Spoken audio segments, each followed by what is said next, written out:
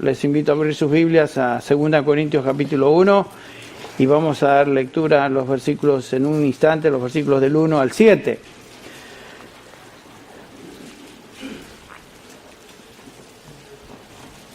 En este pasaje Pablo habla justamente de la consolación, las misericordias de Dios y el consuelo de Dios en medio de la tribulación de la cual él había sido afectado, estaba pasando en medio de tribulación, y creo que será un pasaje que traerá aliento a nuestros corazones. ¿Qué es lo que te aflige hoy? Comencemos con esa pregunta. ¿Qué tipo de prueba estás experimentando hoy? Ahora, en estos días, Dios ha determinado esa prueba para ti. Esta es la voluntad de Dios para ti. Eso es seguro a la luz de la Escritura. Nada que suceda en tu vida o en la mía es accidente, lo hemos visto, sin que Dios lo permite y controla. Y por esta razón Pablo podía decir, todas las cosas ayudan a bien, todas las cosas. Aún este sufrimiento por el cual estás pasando hoy. Entonces vamos a dar lectura a estos pasajes y ver lo que el Señor nos enseña a través del testimonio de este gran hombre de Dios, el apóstol Pablo. Comencemos con el versículo 1, la introducción a la epístola. Pablo, apóstol de Cristo Jesús por la voluntad de Dios, y el hermano Timoteo, a la iglesia de Dios que está en Corinto, con todos los santos que están en Acaya. Gracia y paz a vosotros de parte de nuestro Padre, de Dios nuestro Padre y del Señor Jesucristo. Bendito sea el Dios y Padre de nuestro Señor Jesucristo, que nos ha bendecido, y Padre de misericordias y Dios de toda consolación, el cual nos consuela en toda tribulación nuestra, para que nosotros podamos consolar a los que están en cualquier aflicción, con el consuelo que nosotros mismos somos consolados por Dios. Porque así como los sufrimientos de Cristo son nuestros en abundancia, así también abunda nuestro consuelo por medio de Cristo. Pero si somos atribulados es para vuestro consuelo y salvación, o si somos consolados es para vuestro consuelo, que obra al soportar las mismas aflicciones de que nosotros también sufrimos. Y nuestra esperanza respecto de vosotros está firmemente establecida, sabiendo que sois copartícipes de los sufrimientos, así como lo sois de la consolación. En estos versículos Pablo introduce el tema de su epístola, que es la defensa de su apostolado. Recordemos que Pablo comienza ahí diciéndonos que él es apóstol de acuerdo a la voluntad o según la voluntad de Dios. Pablo no se hizo apóstol. Pablo no fue nombrado por apóstol por ninguna agencia humana. Pablo fue apóstol por voluntad de Dios. Hay mucha gente hoy que se llaman apóstoles, se dicen apóstoles.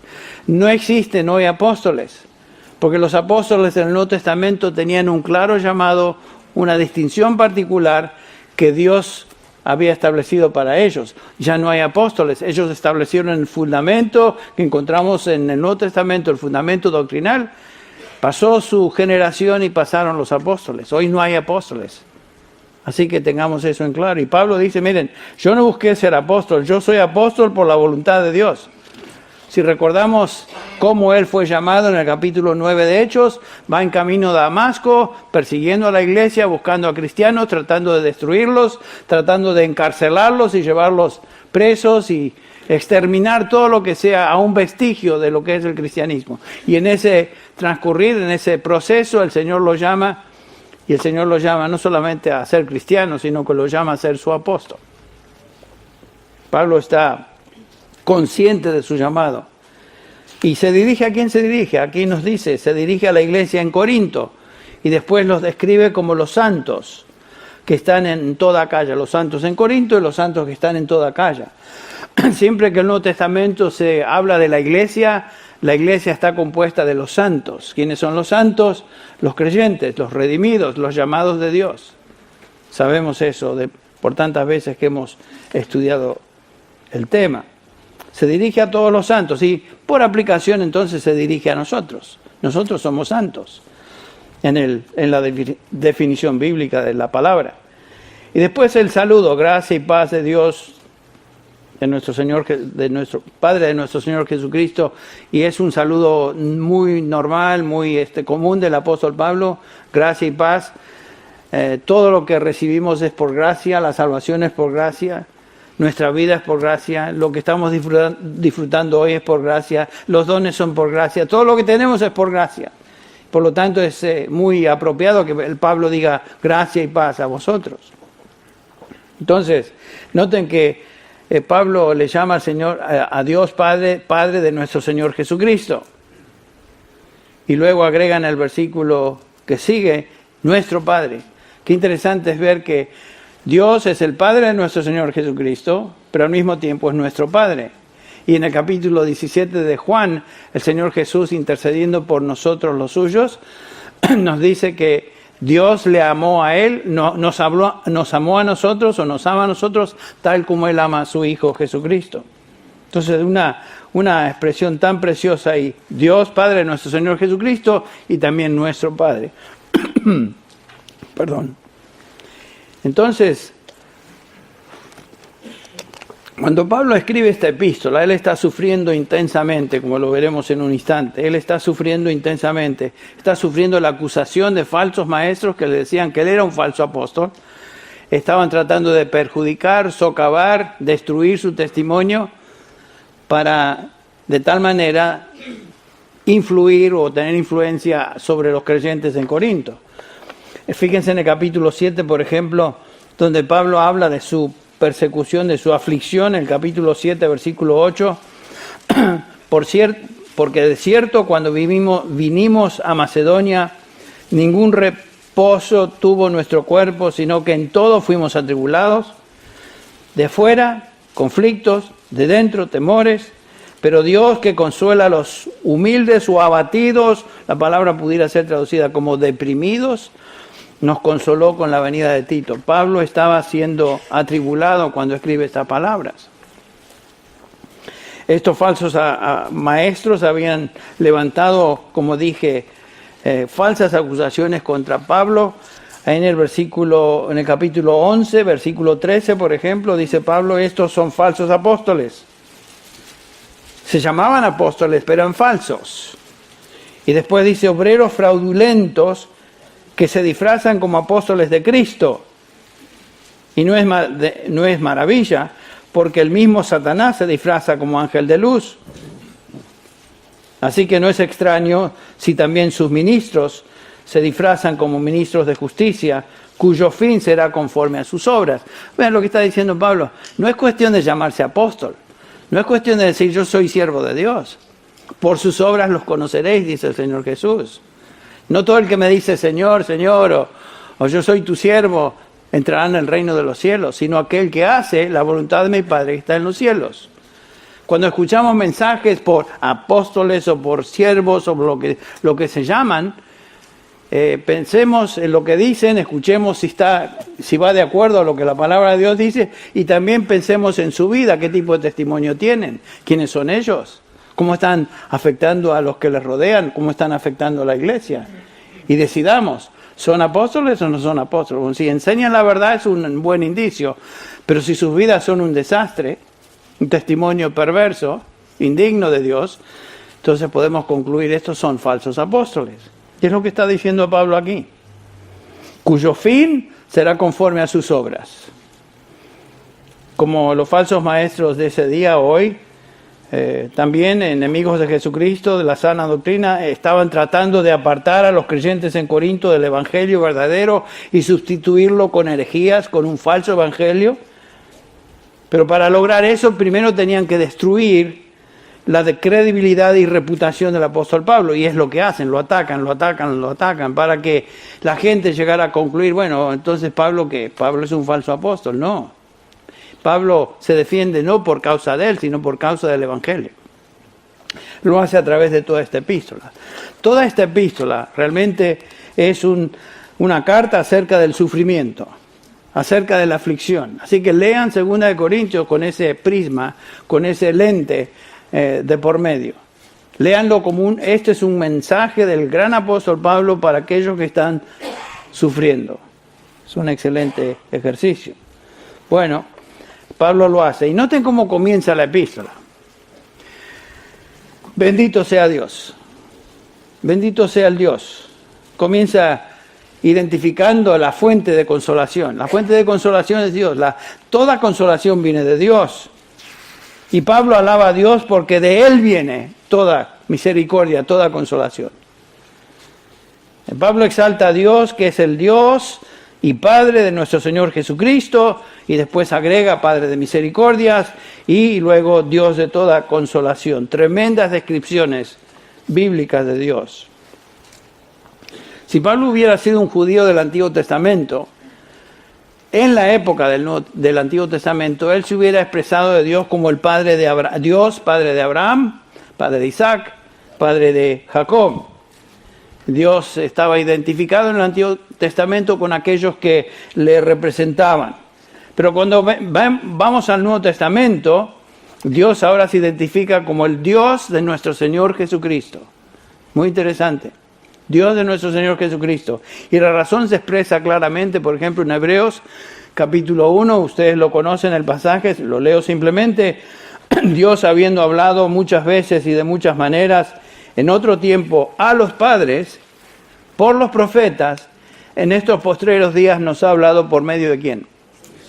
De su Hijo, a quien constituyó heredero de todo, por quien asimismo hizo el universo, el cual, siendo el resplandor de su gloria y la imagen misma de su sustancia, y noten lo que está diciendo aquí Pablo, el autor de Hebreos, Dios Padre y Dios de nuestro Señor Jesucristo, quiere decir que comparten la misma esencia.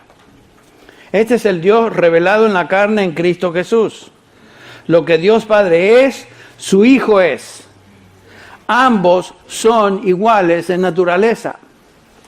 Por eso Juan nos dice en el capítulo 1 de Juan, ustedes recuerdan el Evangelio según San Juan, escribiendo Juan nos dice, por ejemplo, en el versículo 14, hablando del verbo de Cristo Jesús, el versículo 1 dice, en el principio era el verbo era Dios, el verbo estaba con Dios y el verbo era Dios, y bajan la vista al versículo 14 y dice, y el verbo se hizo carne. ¿Quién es ese?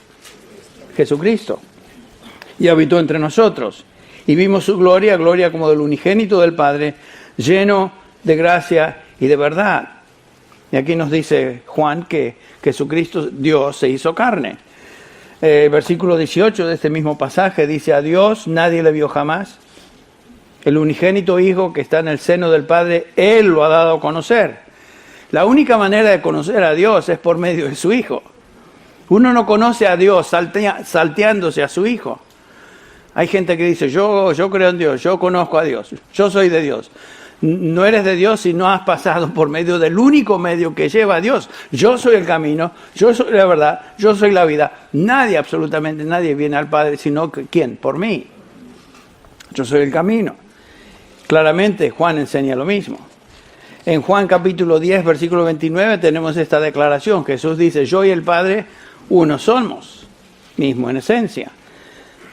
En Juan 14, ustedes recuerdan, Felipe le hace esta petición al Señor. Muéstranos al Padre y nos basta. Y el Señor Jesús le dice, tanto tiempo hace que estoy con vosotros, Felipe, y no me has conocido. Y después agrega, el que me ha visto a mí, ¿ha visto a quién? Al Padre. El Padre y yo uno somos. O sea, no hay manera de conocer a Dios sino por medio de su Hijo. Si conocemos a Cristo, conocemos a Dios. Si conocemos a Dios, conocemos a Cristo. Porque son uno, en esencia. Una y otra vez en el Nuevo Testamento la frase Dios y Padre de nuestro Señor Jesucristo se reitera, se repite. El Padre y el Hijo son uno en esencia. Este es el corazón de la fe cristiana. Si una persona niega esta verdad, el tal no es cristiano o cristiana. Los testigos de Jehová no creen en esto. Los mormones no creen en esto. Tienen otra definición de Cristo. Entonces, si alguien niega a Cristo, el Cristo que estamos viendo acá en la Escritura, esa persona, no importa lo que diga, no es cristiana. En 1 Juan capítulo 1, versículo 3, nos dice Juan que nuestra comunión es con el Padre y con su Hijo Jesucristo. ¿Ven? Si tenemos comunión con el Padre, tenemos comunión con su Hijo. Dios es Padre del Señor Jesucristo. Este es el gran título descriptivo de la obra redentora del Señor que Él vino a llevar a cabo. Él es el Señor Jesucristo, lo cual nos habla de su deidad, su soberanía, y también es Jesús, que es el nombre que le fue dado, que representaba su humanidad y su obra redentora. Ustedes recuerdan cuando el ángel se presentó a José, le dice, mira, tú acepta a tu esposa porque lo que está en ella es producto del Espíritu Santo. Y después le dice, mire, ese niño tendrá un nombre muy especial. Y le dice el ángel, dará a luz un hijo, llamará su nombre ¿qué? Jesús, Yeshua. Porque eso quiere decir Salvador o Jehová salva. Es un nombre muy específico, muy especial. Y después agrega el ángel, porque Él salvará a su pueblo de sus pecados. El nombre Jesús es un nombre muy especial. Por eso a mí en un sentido me molesta cuando hay gente hoy que se llama Jesús. Se me paran los pelos cuando oigo eso. Uno se acostumbra, ¿no es cierto? Porque uno bueno. Y en un sentido lo entiende, porque la gente no sabe, piensan Jesús, María, José, todos son nombres iguales según la tradición. Pero el nombre Jesús es muy especial. Debería estar absolutamente reservado a aquel que merece ser llamado Yeshua, que es Jesús, el Salvador. Bueno, siguiendo, no estaba en mis notas, pero me lo saqué del pecho. Toda la obra redentora de Jesucristo se encierra entonces en su nombre. Señor Jesucristo. Entonces Pablo bendice a Dios. El apóstol está exaltando al Dios revelado en el Señor Jesucristo, el Redentor y soberano, quien se sometió a su Padre en la encarnación y morir como sustituto del pecador y así lograr la salvación de todo aquel que en Él cree. Por eso Él vino. Y Pablo aquí utiliza dos títulos en referencia a Dios. Ambos provienen del Antiguo Testamento. Padre de misericordias y Dios de toda consolación. Dos frases que vienen del Antiguo Testamento. Pablo podría haber escogido otros nombres que el Antiguo Testamento usa en referencia, pero utiliza estos dos.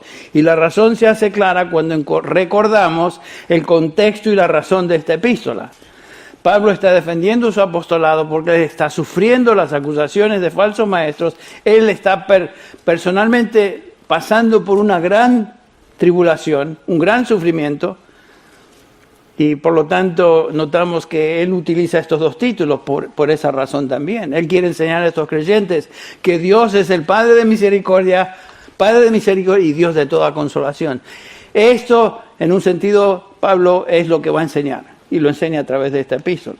Dios es el Padre de misericordia. ¿Qué quiere decir eso? Era una expresión judía que se utilizaba en la sinagoga.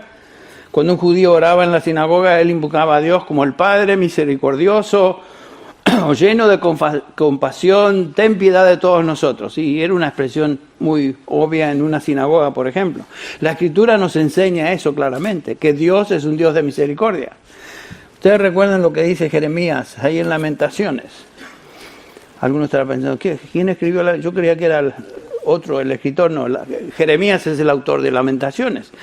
Y dice ahí Jeremías en el capítulo 3, versículo 21, esto traigo a mi corazón y en esto tengo esperanza. Que las misericordias del Señor o las misericordias de Jehová nunca terminan, pues nunca fallan sus bondades. Son nuevas cada mañana, grande es tu fidelidad. El Señor es mi porción, dice mi alma, por eso en Él espero. Gracias a Dios que las misericordias del Señor son nuevas cada mañana. Cada mañana. Cada mañana, independientemente de cómo nos sentimos, podemos venir a Dios y decir, Señor, tú eres Dios de toda misericordia. Y vengo a ti como tal. Así como tú tienes misericordias en abundancia, yo te ruego, te pido hoy que tu misericordia sea obvia en mi vida. Y venir de esa manera al Señor. Porque definitivamente sus misericordias son nuevas cada mañana. Y nunca se agotan. ¿Notaron eso? El Señor nunca se agota de misericordia. Entonces David, por ejemplo, en 2 Samuel 24, leemos que David tenía esta actitud cuando él dice, en grande angustia estoy. 2 Samuel 24, 14. Caigamos ahora en manos de Jehová porque sus misericordias son muchas. mas no caiga yo en manos de los hombres. ¿Por qué puedo entregarme en las manos del Señor? Porque Él es un Dios de misericordia. No importa lo que sienta, puedo entregarme a Él y decir, Señor, me entrego, me lanzo a tus brazos. Tú eres un Dios de misericordia, tú eres mi Dios. El salmista en el Salmo 103, versículo 13, nos dice, como el Padre se compadece de los hijos, así se compadece Jehová de los que le temen. Observa eso, en el versículo 14, porque Él conoce nuestra condición, se acuerda de que somos ¿qué? Polvo, somos polvo. Es algo que debemos recordarnos siempre. El Señor se acuerda de eso. No somos nada especial. Si somos salvos es por pura gracia y misericordia de Dios. Somos polvo. No nos creamos más que algo que en sí nosotros mismos no valemos nada. Somos polvo. Pero el Señor se acuerda de eso. Qué precioso es saber eso. En Romanos 12, otra vez, hablando de misericordia, Pablo dice un pasaje que conocemos muy bien. Así que, hermanos, os ruego por las misericordias de Dios que presentéis vuestros cuerpos en sacrificio vivo, santo, agradable a Dios, que es vuestro culto racional. Dios es un Dios de misericordia y compasión. Una y otra vez la Escritura nos enseña esa verdad. Él tuvo, tiene y tendrá misericordia de nosotros hasta el día que nos lleve a su presencia. Sus misericordias nunca se agotan para con los suyos. Efesios 2. Les prometo, vamos a continuar con Efesios. Algunos estarán impacientes pensando, oye, ¿cuándo va a terminar con Efesios? Siempre lo menciona, pero ¿cuándo termina? Bueno, quería terminar esta corta serie sobre el sufrimiento. Y nos dice Efesios 2, ustedes recuerdan, el apóstol Pablo nos describe nuestra condición antes de que Dios interviniera en nuestra vida. Estábamos muertos en delitos y pecados, siguiendo los deseos de la carne, haciendo la voluntad de la carne y de los pensamientos. Y éramos, ¿se acuerdan? Por naturaleza, ¿qué? Hijos de ira, lo mismo que los demás. Pero Dios, versículo 4, pero Dios, que es rico en misericordia, otra vez esa gran verdad, Dios que es rico en misericordia, por su gran amor con que nos amó, aún estando nosotros muertos en delitos y pecados, nos dio vida, por pura misericordia, por puro amor, por pura gracia. Él intervino en nuestra vida, en nuestro desastre espiritual, en nuestra muerte espiritual en la cual nos encontrábamos y nos dio vida. Él lo hizo. No tenía nada que ver con nosotros, porque si estábamos muertos no teníamos ninguna sensibilidad o posibilidad o no podíamos hacer nada. Somos salvos porque Él tuvo misericordia de nosotros. ¿Saben qué? A Pablo le encanta esa expresión, vasos de misericordia, la utiliza varias veces, pero en particular en el capítulo 9 de Romanos, que es un capítulo que a muchos se le hace difícil de tragar. Se les atora así como un carozo aquí cuando Pablo habla definitivamente que si somos salvos es por pura misericordia de Él, porque Él nos escogió, es obra de Él. Y noten la razón que Él nos da, por ejemplo, en el versículo 22, y nos compara con aquellos que van en camino a la perdición versus aquellos que van en camino a la presencia del Señor. El versículo 22 de Romanos 9 dice: ¿y qué si Dios, aunque dispuesto a demostrar su ira y hacer notorio su poder, soportó con mucha paciencia a vasos de ira? Este es el mundo, alejado de Dios, separado de Dios, preparados para destrucción. No es que Dios los preparó, el mundo viene ya preparado para destrucción. Nacemos en delitos y pecados, ya nacemos hijos de ira, a menos que Dios intervenga en esa condición. Pero noten el contraste en el versículo 23. Lo hizo para dar a conocer las riquezas de su gloria sobre vasos de misericordia. Me encanta esa expresión de Pablo. ¿Saben cómo Dios nos mira a nosotros? Nos mira como sus vasos de misericordia. No porque fuimos algo especial, no porque merecemos nada, es por pura gracia y misericordia. Él nos mira como sus vasos de misericordia, pero Henry hubiera sabido lo que pensé esta mañana, o las acciones que hice, o las malas palabras que salieron de mi boca, y los pecados que cometí esta semana. Si eres hijo de Dios, hija de Dios, tú eres un vaso de misericordia. Independientemente de nuestra conducta diaria, Claro, un vaso de misericordia real, un creyente genuino vive una vida de obediencia. Pero sí pecamos, aún como creyentes. Pero aún así, el Señor nos mira como vasos de misericordia. Eso me encanta. Por eso Pablo se dirige a Dios, a este Dios, y dice, Padre de misericordias, lo es, y Dios de toda consolación. Dios se apiada de nosotros, porque es un Dios de misericordia. A mí eso lo tengo que continuamente recordar en mi propia vida. Porque a veces juzgamos nuestra vida cristiana según nuestra conducta diaria.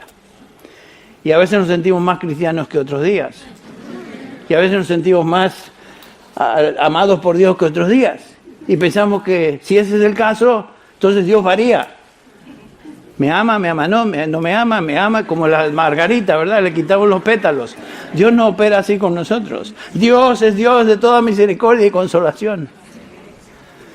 Dejémonos de ser legalistas en nuestra manera de pensar de Dios. Dios nos mira no de acuerdo a nuestra justicia, sino de acuerdo y en base a la justicia de Cristo Jesús. Seguimos. Otro título. Dios de toda consolación. Esa palabra consolación es la traducción de la palabra en griego que hemos escuchado sin duda, paraklesis, donde obtenemos el término paracleto, que es uno llamado al lado para socorrer. Esa es la idea. Es el término que también se aplica al Espíritu Santo. ¿Se acuerdan la petición de Jesús cuando Él dice, Él declara, yo os enviaré otro consolador? La palabra es paracletos, otro consolador, para que esté con vosotros para siempre. En Juan 14:26, Jesús habla de este consolador, el Espíritu Santo, más el consolador, el paracletos, el Espíritu Santo, a quien el Padre enviará en mi nombre, Él os enseñará todas las cosas y os recordará todo lo que yo os he dicho. El paracletos, el Espíritu Santo está en nosotros para consolar, está a nuestro lado y en nosotros para consolarnos. Gracias a Dios por ese ministerio del Espíritu Santo en la vida de todo creyente. Dios entonces es Dios de toda consolación. Dios es el Dios de consuelo, ayuda espiritual cuando estamos siendo afligidos. Y obviamente Pablo tenía mucha experiencia en la aflicción, ¿no es cierto? Tal vez como ningún otro creyente sufrió en esta vida, como ningún otro. Una persona que realmente fue experimentada en quebranto, como dice Isaías, ¿no? Sufrió intensa aflicción, pero también experimentó el consuelo de Dios. Desde su llamado, el apóstol Pablo fue desde ese momento que el Señor Jesús los llamó, ya se le prometió que iba a ser su futuro, ¿se acuerdan? Capítulo 9 de Hechos, ¿se acuerdan que el Señor en camino le llama, pierde la vista, termina ahí siendo, se va a este lugar donde el Señor lo manda, va a Ananías, y el Señor se presenta a Ananías, le habla a Ananías y le dice que reciba a este Saulo de Tarso. Y entonces Ananías no está muy contento con eso.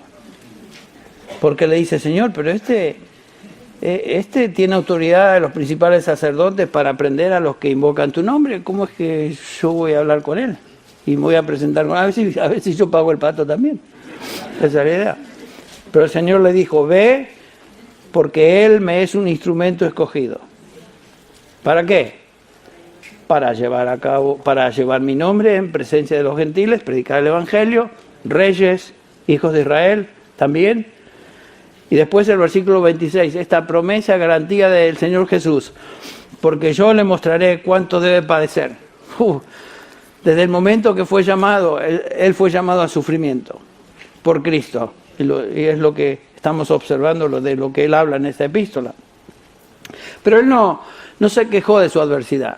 No notamos en ninguna de sus escritos que Pablo se quejaba por su sufrimiento, todo lo contrario.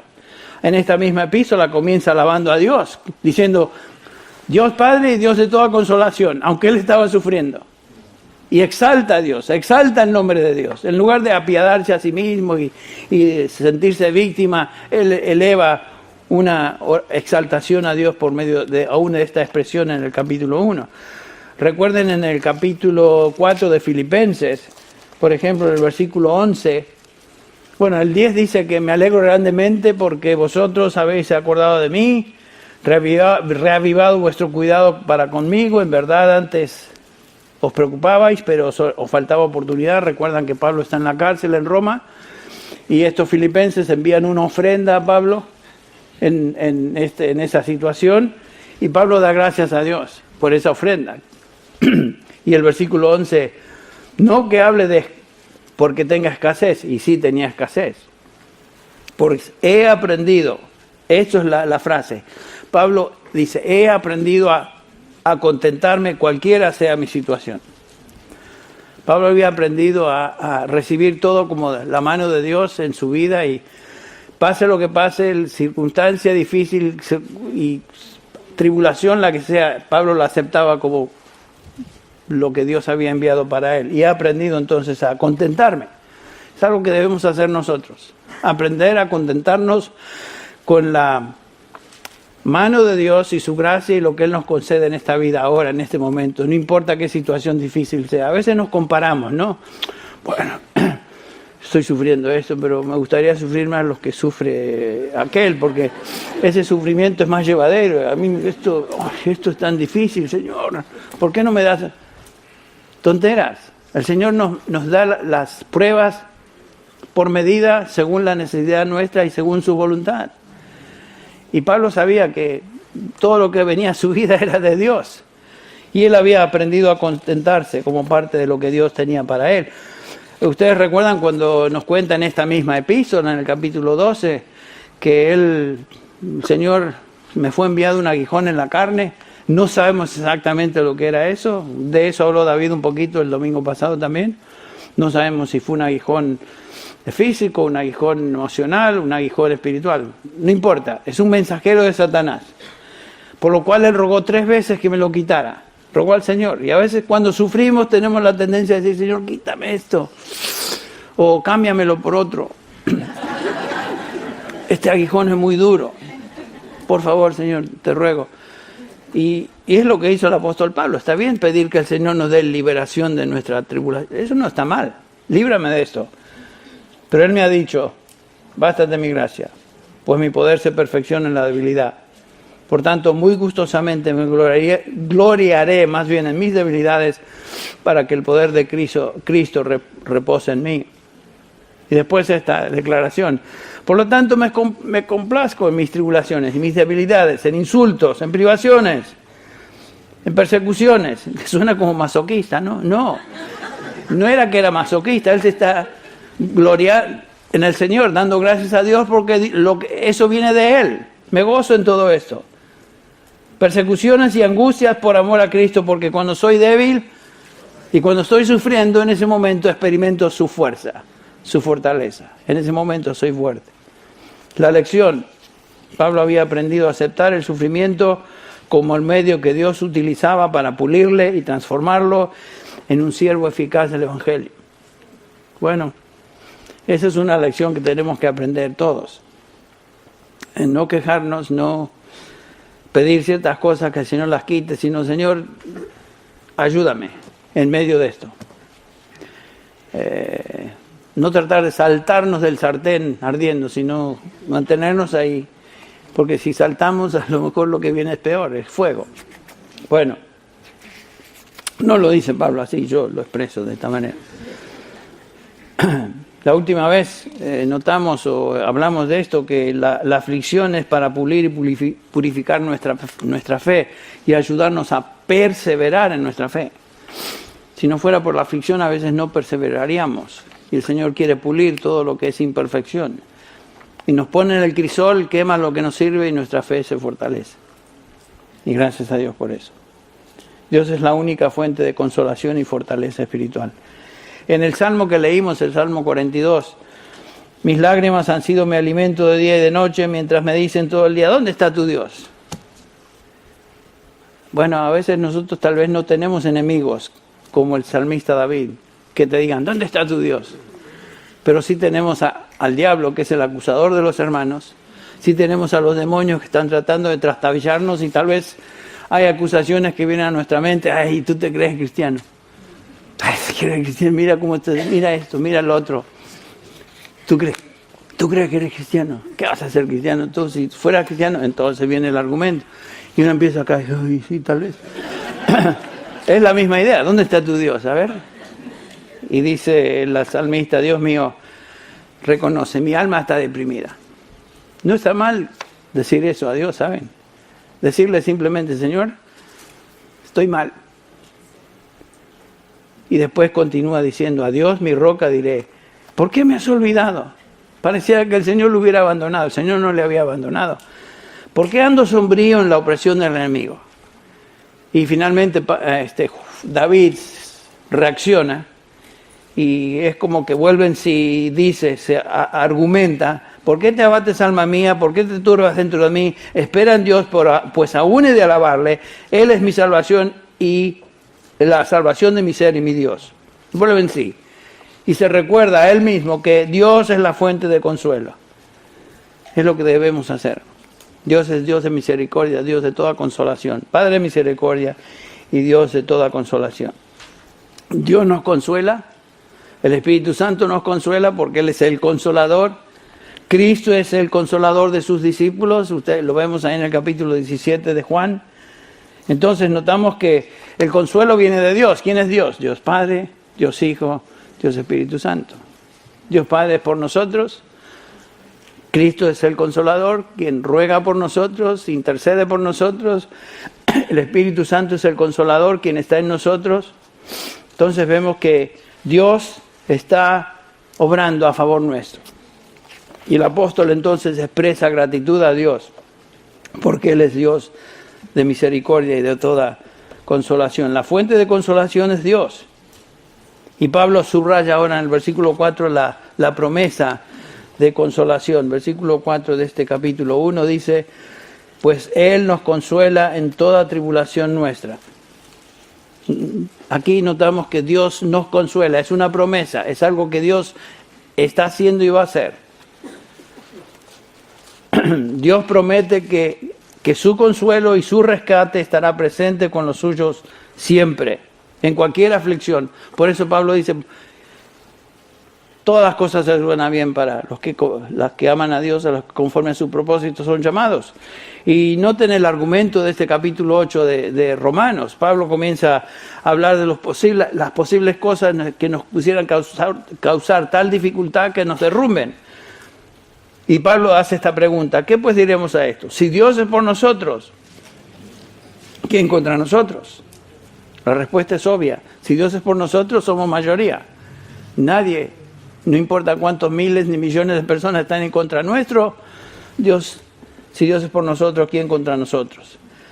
El versículo 32 nos dice que Dios no escatimonia a su propio Hijo, sino que lo entregó por todos nosotros. ¿Cómo no nos dará también con Él todas las cosas? Lo cual incluye consuelo, incluye consolación. ¿Es posible que alguien nos acuse delante de Dios que somos sus escogidos de tal manera que esa acusación tenga efecto y nos destruya? No. No, si Dios es por nosotros, ¿quién contra nosotros? La próxima pregunta que Pablo lanza es, ¿quién es el que condena? Cristo es el que murió, más aún, el que también resucitó, el que también está a la diestra de Dios, el que también intercede por nosotros. Él está por nosotros, el Hijo está por nosotros. ¿Puede alguien o algo o alguien separarnos de Dios? Continúa Pablo diciendo, ¿quién nos separará del amor de Cristo o el amor de Dios? Y comienza a hablar de posibilidades, tribulación. ¿Estás pasando por tribulación hoy? Angustia, ¿estás pasando por angustia hoy? Persecución, hambre, desnudez, peligro, espada. Algunas de estas cosas no nos han afectado todavía, tal vez en el futuro. Por causa de ti, dice Pablo, somos muertos todo el día, somos contados como ovejas de matadero. Y el versículo 37 dice antes, en todas estas cosas somos más que vencedores por medio de aquel que nos amó. Cualquier tribulación que estemos pasando, piensen. Por lo cual estoy seguro, dice Pablo, que ni la muerte, todavía no hemos llegado ahí porque estamos todos aquí vivos, ni la vida, ahí ya entramos en territorio donde todos pasamos por eso, estamos aquí y estamos sufriendo, ni ángeles, Los ángeles malos están en contra nuestra, ni principados, ni potestades, ni lo presente. Estamos luchando contra huestes espirituales de maldad en las regiones celestes. Están en contra nuestra, nos están atacando. Ni lo presente. ¿Por qué está pasando hoy? Eso no te va a separar de Dios. Ni lo porvenir. Piensa en eso. Ni lo alto, ni lo profundo, ni ninguna otra cosa creada nos podrá separar del amor de Dios que es en Cristo Jesús, Señor nuestro. ¿Por qué? Porque Dios es por nosotros. Él es Padre de misericordia y Dios de toda consolación. Si Dios es por nosotros, ¿quién contra nosotros? Esa es la idea. Dios va a hacer lo necesario para llevar a cabo su propósito en nosotros. Y escuche esto, su propósito no depende de nosotros. Dios no depende de lo que vamos a hacer, cómo vamos a reaccionar para llevar a cabo su propósito. Su propósito es eterno. A los que antes conoció, una eternidad pasada, a esos también predestinó para que sean conformes a la imagen de su Hijo. A los que predestinó, estos también llamó a salvación. En un momento, a los que llamó, estos también justificó, declaró justos en Cristo Jesús. Y a los que justificó, estos también, ¿qué? Glorificó. Eternidad futura. Entonces, su propósito es eterno.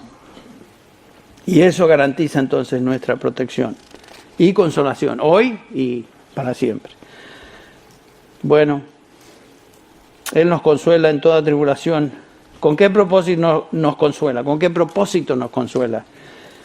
Versículo 4 nos da esa respuesta también.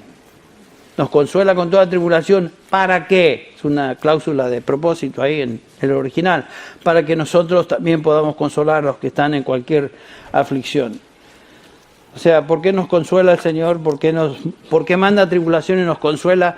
Para que nosotros podamos ser medios de consolación a otros que están pasando por tribulación también. O sea, el propósito de Dios no es para nosotros solamente, es para el bien y beneficio de otros que van a observar y ver cómo nosotros reaccionamos ante la prueba. Dios no nos consuela y eso es todo, sino que Él nos consuela para que seamos capaces de consolar a otros. Eso es lo precioso de lo que experimentamos como hijos de Dios. ¿Sufriendo? Sí, pero con el propósito divino para que nosotros seamos canales de bendición a aquellos que están sufriendo también. En este sentido, el consuelo de Dios es una mayordomía de su gracia. Él nos da, es algo, el sufrimiento y la consolación es algo que Él nos da para compartir con otros, no es simplemente para nosotros. Él nos consuela para que seamos consoladores. Entonces, toda prueba, toda aflicción, todo dolor que Dios envía es para que experimentemos su consuelo, de tal manera que habiendo aprendido esa lección, estemos en condiciones, de consolar a otros. Tenemos tantos ejemplos. El ejemplo tal vez más sobresaliente en el Nuevo Testamento es el ejemplo de Simón. Simón, ¿se acuerdan? Le dice Jesús en el capítulo 22 de Lucas, Simón, el versículo 31, Simón, Simón, he aquí Satanás no te ha pedido, sino que os ha pedido a los 11, os ha pedido para zarandearos como a trigo, pero yo he rogado por ti para que tu fe no falle. Simón, tú vas a ser zarandeado de una manera singular, pero yo he rogado por ti. Gracias a Dios que el Señor intercede por nosotros, ¿no es cierto? Y dice, para que tu fe no falte, y una vez vuelto, confirma, conforta, consuela, fortalece a tus hermanos. Ese era el propósito, parte del propósito de la prueba en la vida de Pedro. Era necesario que Pedro sea sacudido para que él estuviera en condiciones de confortar a otros. Y lo hizo. En 1 Pedro 5, por ejemplo, tenemos lo que Pedro enseña acerca de la consolación. Dice el versículo 10 más, el Dios de toda gracia, que nos llamó a su gloria eterna en Jesucristo, después de que hayáis padecido por un poco de tiempo, Él mismo os perfeccione, afirme, fortalezca y establezca. Pedro sabía por experiencia lo que estaba hablando. Él había sido afligido de manera singular, había pecado, había tropezado, había ofendido al Señor. El Señor lo restauró con el propósito también de que Él fuera medio y conducto de consuelo a millones de creyentes a través de la historia de la iglesia. Y es lo que vemos acá. Él sabía lo que estaba hablando por experiencia propia. Entonces, Pablo enseña que cuando somos atribulados, pasamos por prueba, el propósito es para que seamos medios de consolación a otros también. Time flies when you're having fun, dicen en inglés. Se nos está yendo el tiempo, pero vamos a tratar de terminar. Ahora, hay ciertos límites de la consolación de Dios.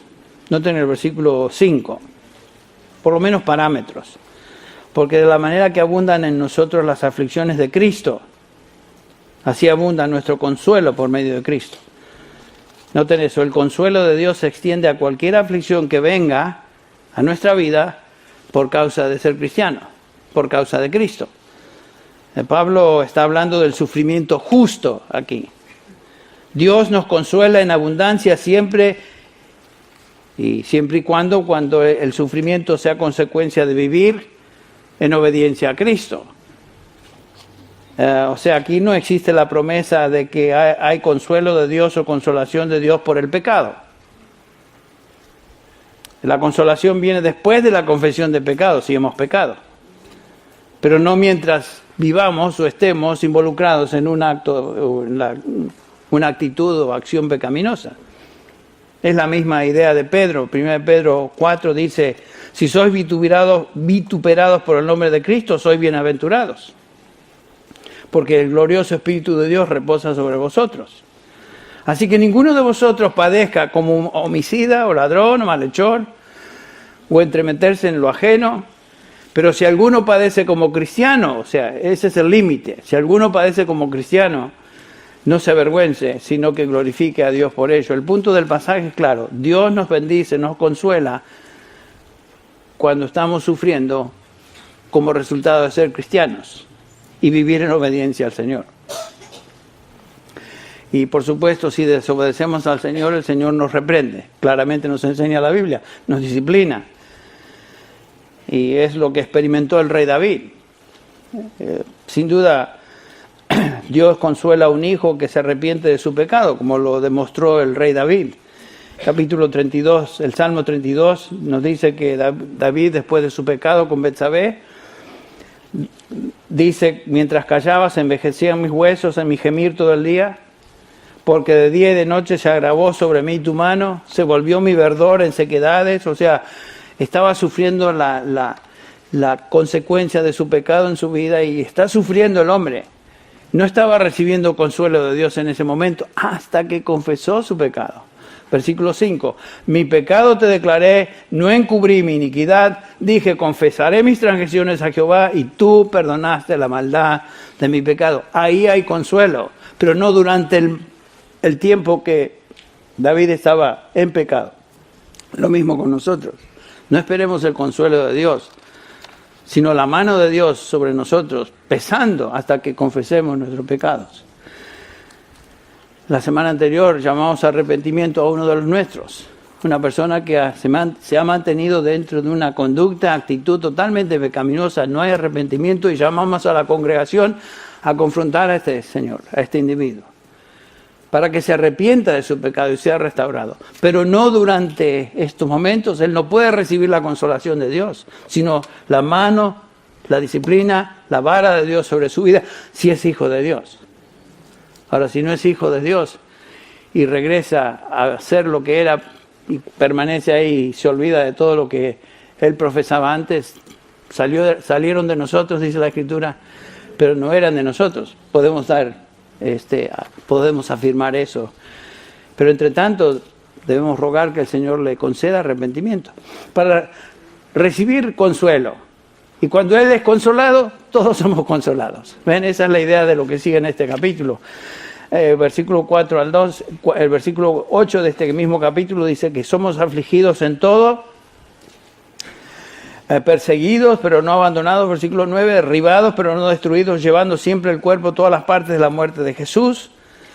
Pablo sufrió durante toda su vida para que el Señor finalmente, hasta que el Señor finalmente se lo llevó. Y el propósito de todo esto era para beneficio de otros, en el caso del apóstol Pablo. Lo cual tenemos eso en el versículo 6 de este capítulo. En cuarto lugar, Pablo nos habla aquí de la mutua o la participación o comunión de la consolación, y con esto ya estamos terminando. Si somos atribulados es para vuestro consuelo y salvación, si somos consolados es para vuestro consuelo, que obra al soportar las mismas aflicciones que nosotros también sufrimos. Pablo está hablando acá de un compañerismo y conexión especial entre el sufrimiento y el consuelo. Cuando un creyente sufre y es consolado, esa experiencia sirve de bendición a otros. Y Pablo está diciendo, ustedes mismos están sufriendo las mismas aflicciones que yo estoy sufriendo, y nos sentimos como cuerpo de Cristo unidos, conectados por el círculo de aflicción, consuelo, todos. Es lo que Pablo está hablando aquí en este pasaje. Cuando tú pasas por tribulación por causa del Señor y el Señor te consuela, esa experiencia sirve para consolar a otros que están pasando tribulación y consuelo, y esta experiencia de ellos te sirve a ti también. ¿Qué es lo que estamos observando, por ejemplo, como ilustración en lo que está sucediendo en la vida de los Corral allá en España? Están sufriendo, pero cada vez que leemos sus textos, son textos de exaltación a Dios, gratitud a Dios en medio de la dificultad. Estamos orando por ellos, rogando que el Señor les dé consuelo. El Señor está orando en ellos, están recibiendo consuelo aún en medio de la tribulación, y como resultado nosotros somos consolados. Y lo que están experimentando ellos nos sirve a nosotros. Y eso es lo que Pablo está enseñando aquí. La vida cristiana es una de compartir sufrimiento y consuelo. Dios permite la aflicción para que por medio de ella experimentemos su consuelo y para que otros creyentes también sean consolados por medio de ello. Cuando el sufrimiento viene a nuestras vidas, tenemos que dejar de pensar y enfocarnos en nosotros mismos. Cuando el sufrimiento viene por causa de justicia, tenemos que recordar que el beneficio es para todo el cuerpo de Cristo, porque todos estamos interrelacionados. Lo que afecta a un miembro de Cristo afecta al cuerpo de Cristo. Pablo dice, de manera que si un miembro padece, 1 Corintios 12, ¿recuerdan? Todos los miembros se duelen con él. Y si un miembro recibe honra, todos los miembros se gozan con él. Vosotros pues, dice Pablo, sois el cuerpo de Cristo y miembros cada uno, el uno del otro en particular. Eso es lo que está diciendo Pablo en cuanto al sufrimiento y el consuelo. El Señor envía sufrimiento, envía consuelo, y como resultado de eso, todos los que somos creyentes estamos siendo consolados y experimentamos eso dentro de lo que es el cuerpo de Cristo, y el beneficio es de todos. Es para beneficio mutuo. El originador de la consolación, o el origen de la consolación, es Dios. Lo que estamos viendo, Él es la fuente de toda consolación. Dios promete consolarnos. Dios tiene el propósito de que nosotros consolemos a otros, y finalmente la aflicción y el consuelo es para mutua consolación. Eso es lo que este pasaje nos está enseñando en particular. Así que vamos a concluir ahí, pensar, meditar en lo que hemos observado, y les animo a continuar leyendo toda la epístola de segunda de Corintios para ver lo que Pablo continúa enseñando acerca de la aflicción. Pero vamos a terminar en oración. Señor, te damos gracias hoy por el testimonio de Pablo en este pasaje que estamos estudiando. Te agradecemos por ver que él luchó, Señor, con sentimientos de tristeza, desánimo en su vida espiritual. Eso nos anima. Te agradecemos por su testimonio de confianza en ti como su Dios, el Dios de toda consolación. Gracias te damos, Señor, porque tú eres el mismo hoy, ayer y por los siglos. Y podemos confiar en ti de la misma manera cuando nos encontramos en aflicción. Tú eres nuestro Padre y Dios de toda consolación. Te agradecemos, te alabamos. En el nombre de Jesús, por medio de quien tenemos consolación hoy y para siempre. Amén.